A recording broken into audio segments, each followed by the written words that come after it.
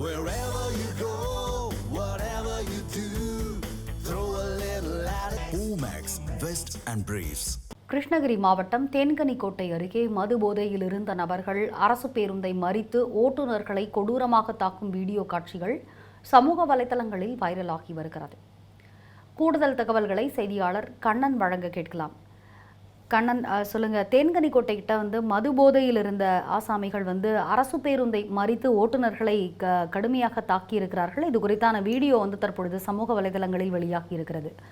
விவரங்கள் என்ன, விரிவாக வழங்கலாம்? வணக்கம் ரம்யா. கிருஷ்ணகிரி மாவட்டம் தேன்கனிக்கோட்டை அரசு நகர பேருந்தில் ஓட்டுநராக பணியாற்றி வருவர் முருகன். இவர் நகர பேருந்து எண் 18 ஓட்டுநராக பணியாற்றி வருகிறார்.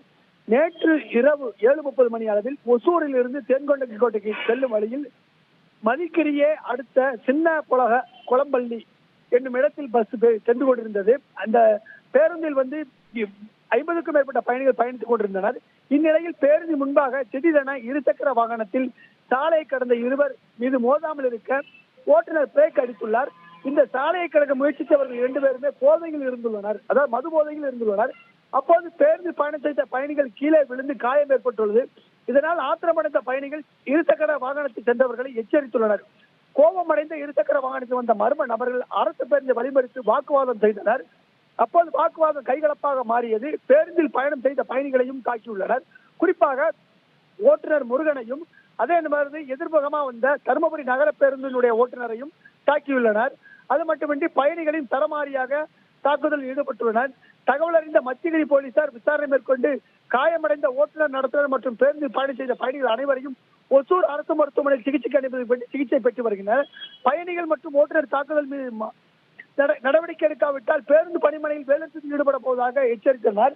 அது மட்டுமின்றி நேற்று ஒசூர் நகர பேருந்து, தேன்கனிக்கோட்டை நகர பேருந்துகள் அனைத்தும் டிரைவர்கள் ஓட்டுநர்கள் மற்றும் நடத்துனர்கள் பஸ் நிறுத்தத்திலே பஸ்ஸை நிறுத்தி நடவடிக்கை எடுக்க கோரி வலியுறுத்தினர். தொடர்ந்து அதிகாரிகள் பேச்சுவார்த்தை நடத்தினால் இன்று வழக்கம் போல் பஸ்கள் இயங்குகிறது. இருந்த போதிலும் ஓட்டுநர்கள் மீதும் பயணிகள் மீதும் தாக்குதலில் ஈடுபட்ட போதை கும்பல் மீது நடவடிக்கை எடுக்க வேண்டும். நடவடிக்கை எடுக்கப்பட்ட பட்சத்தில் விரைவில் வேலைநிறுத்த போராட்டத்தில் ஈடுபடும் என தெரிவித்துள்ளனர்.